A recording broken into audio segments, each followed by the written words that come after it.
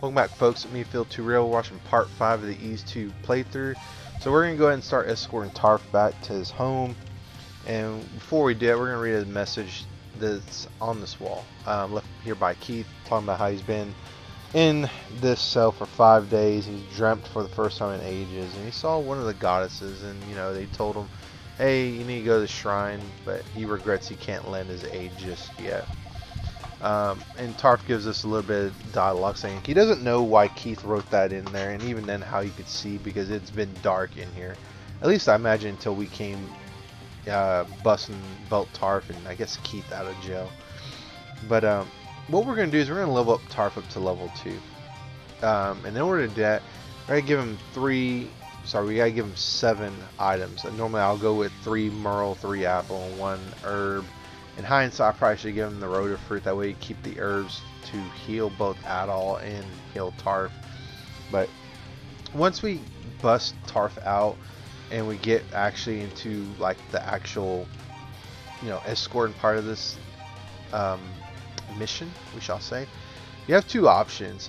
You can just take him straight home, which is generally what most people are going to do, just to proceed with the game, get it through faster.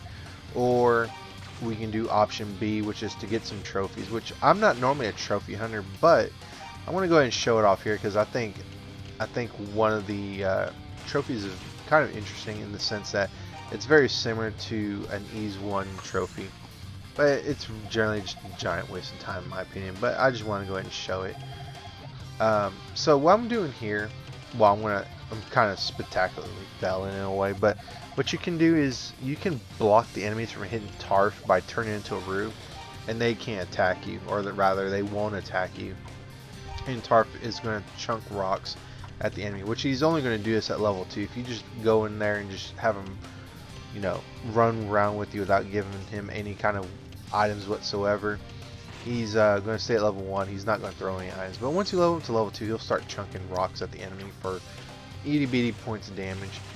And one thing about him taking on enemies, he'll level up multiple times, and eventually he'll get to a strength that could almost rival Adol, so he'll actually be doing some pretty good damage.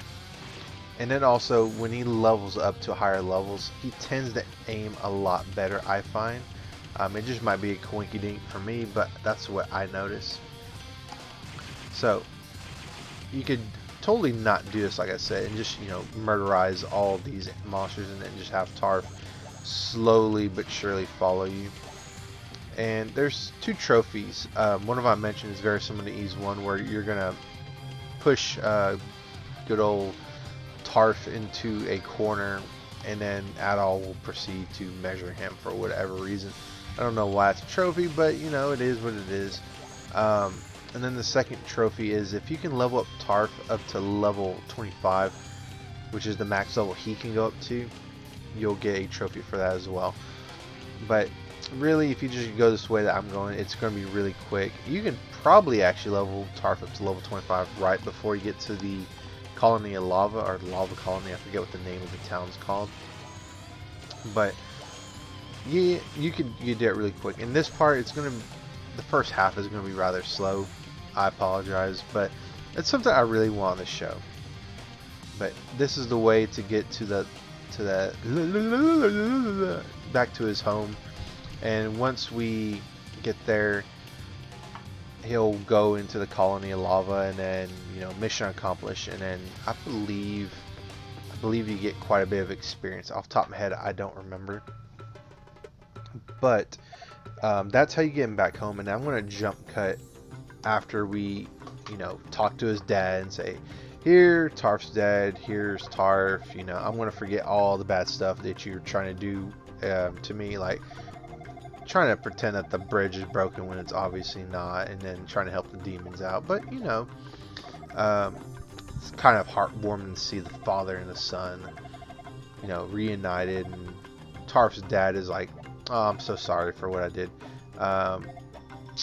But yeah, this is a real eye-opener for him. He's going to let us keep the earrings as a thank you, and then he's going to lower the bridge. So we get quite a bit of experience there, and we leveled up. I didn't quite catch that amount, but I'm sure Future Phil can mathematically dissect that so we can get some numbers going, and then just talk to Tarf's dad, and then he'll lower the bridge for us. So that's always nice. It's always nice. So what I'm going to do here in a second, I'm going to jump cut back to where we broke Tarf out of jail, and then we'll see how we get to that trophy.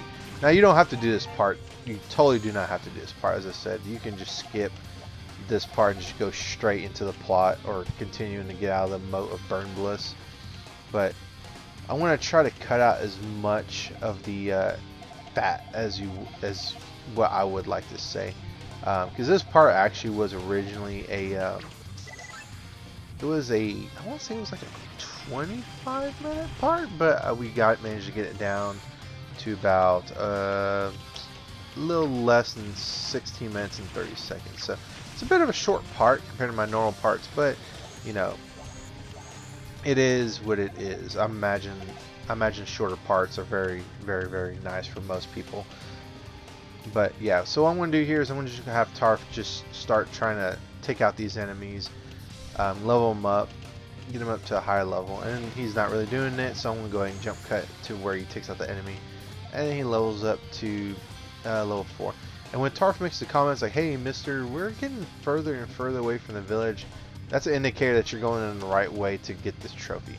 And the goal is, we want to get him to where that iron ore was, in that little cranny in the middle of Burnedbless. So we're going to slowly work our way over there. Very slowly. And then along the way, we're going to have him take out these enemies so he can level up. So boom, he's at level 7. So it's a lot better. He's in much better shape than when he was when we first found him. And then also one thing to notice about Tarf's inventory, you can see his inventory. He has a black pearl on him, which is the pearl we gave Keith, or he gave Keith to break him out of jail.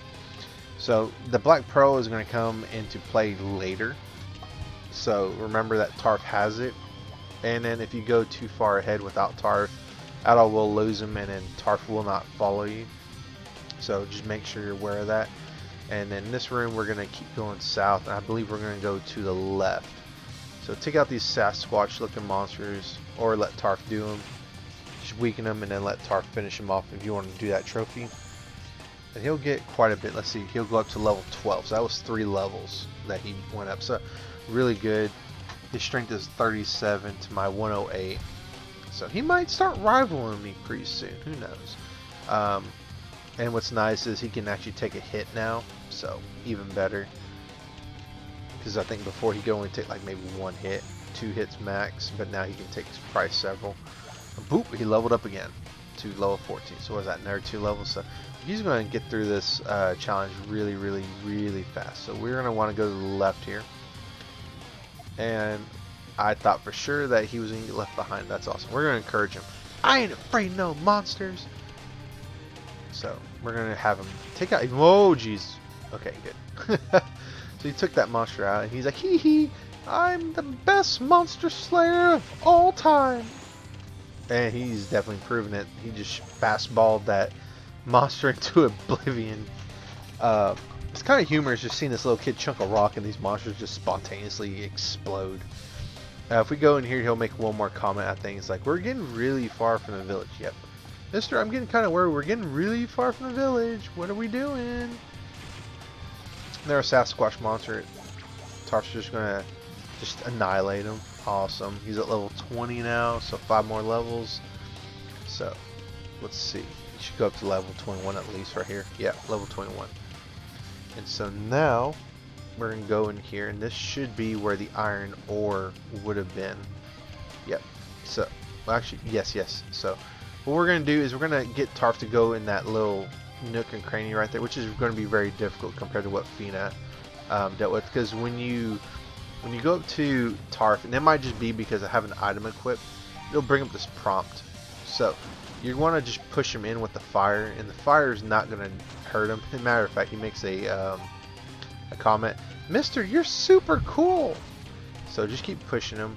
It's kind of funny because when you hit him, he goes between 2 dialogues between Mister, you're so cool, I ain't afraid of no monsters, and he. So it's kind kind of funny in a way, but then also kind of creepy because you're pushing this kid into the corner and just so you can get this trophy. He's like, Mr. Adol, don't you think you're crowding me a little?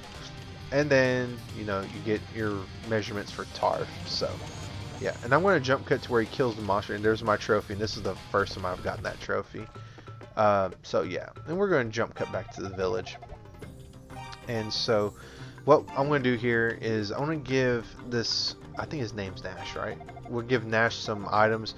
He's going to give us another item very similar to the meat pie we got earlier. I think he's going to give us raw meat, which is kind of gross, but you know, if you want to get another trophy later, you have to get 4 of these items. The 4 items, I believe, are cooked meat, raw meat, a meat pie, and a chew berry or berry pie. And if you eat all 4 of them, you get a trophy. But you definitely don't need to do this either. But it's also a nice healing item as well, if you want to have that. So he gives us some raw meat. I guess that's kind of cool. I mean, couldn't you just like get a skillet, just hover it over the lava, and then just fry up the meat? I mean, I think that'd be pretty workable, assuming that we don't choke from the gas, and then there's no lava spillage that hits us. But if you go to the south here, and follow it back around, you'll get 2,000 gold. Yeah, 2,000 gold. Very nice, because we're actually gonna get to a newer weapon shop after we get out Burnedbless, so that's always gonna be lovely. Getting weapon upgrades and armor upgrades is going to get nice because we're pretty much capped at what we can dish out and what we can take as far as, you know, attack and defense. So we're going to go ahead and take out this enemy. I don't know what it is. It's like a yellow alien skull monster. So just keep taking them out, and they also provide quite a bit of experience. And the boss in Burnedbless, we can take him on, and we are going to take him on at level 29, but it doesn't hurt to level up one more time to get to level 30 just to be on the safe side. And this boss is a little bit of a pain. It did take me out about two or three times. One of them because it just pinned me against the wall and there was nothing I could do because it's a pretty big boss. And you want to make sure you have the fire magic. As you notice there on the left, I do not have my fire magic equipped. I have return magic equipped. So I'm going to actually be able to showcase what happens if you have the wrong magic equipped, because fire magic is the only thing that's going to hurt this beast. That's a little bit of a disturbing monster. I think this is Gelady. So right there I'm noticing I don't have my fire magic, so I'm just going to run right back out, which is nice. So we're going to restart this boss fight. And the whole boss is going to go into 2 phases. He's going to chase you with this face, and he's going to spew out this worm monster, which is pretty gross. And you're going to want to run away from the worm monster. You want to separate the worm monster as far away from the face as possible, because when he opens his mouth, that's when you start shooting fireballs into him. And the higher level you are, the better. You'll do more damage, and you also have more MP. And one thing you do not want is you do not want that thing to pin you against the wall or pin you into that little corridor we came into the room. Because if he pins you in there, the worm monster starts chasing you. You're going to have to run out of the room and restart the fight. Otherwise, you're going to die, and then you're still going to restart the fight. So, just take your time, separate the worm from the head. That way, when he opens his mouth, you can shoot fireballs into the mouth and then do the actual damage to the boss. And it's going to take some time, unfortunately. This is one of the boss fights that take forever because of the way it's designed. And I'm not a huge fan of this boss fight. I'm more of a fan of the version of this boss fight that's in Ease Origin. So we're going to keep on laying in hits on him. He's about, I think, a third of his HP down from where he was, maybe a little bit more. But yeah, again, just separate the monsters. And then once he starts glowing red, he'll sometimes release those yellow alien demons. My recommendation is to take it out as soon as possible. That way it's not crowding up all the space here. And again, just start laying in on the fireballs. Shoot one giant charged one and just start spamming smaller ones in there. And then you'll eventually do a lot of damage that way.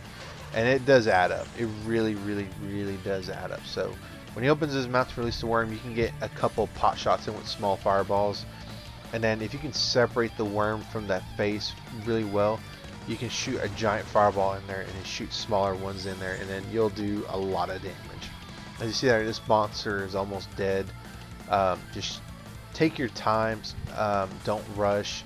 Like right here, this is a very dangerous spot. I should have just stayed away and let them separate, because that puts me in very dangerous territory. Like I said, if he pinned me into that little hallway down there, I'm going to have to run out, because there's no way I'm going to be able to get out, or there's no way for me to get out safely, and then if I stay there, I'm probably going to die. So again, take your time. And the boss music is also really good. And what's very interesting, the symbol of the six, I was about to say the Sage of the Six Paths, like from Naruto, but the symbol of the six priests right there, they're actually it's made with bones, which is kind of morbid. But do one more giant fireball or mini fireballs into the boss, and we are done. Gives us quite a bit of experience. I think he gives us 1,000, so that's really good. So we're level 30, and now we can just exit Burnedbless. There's no more enemies from this point on, so don't worry about that. But we leveled up and we beat a boss, so they fully heal us. So we're at the end of Burnedbless. Thank goodness. It's a very, very long dungeon, but very short if you choose. Anyways, I'll catch you in the next part, guys. Bye. Later.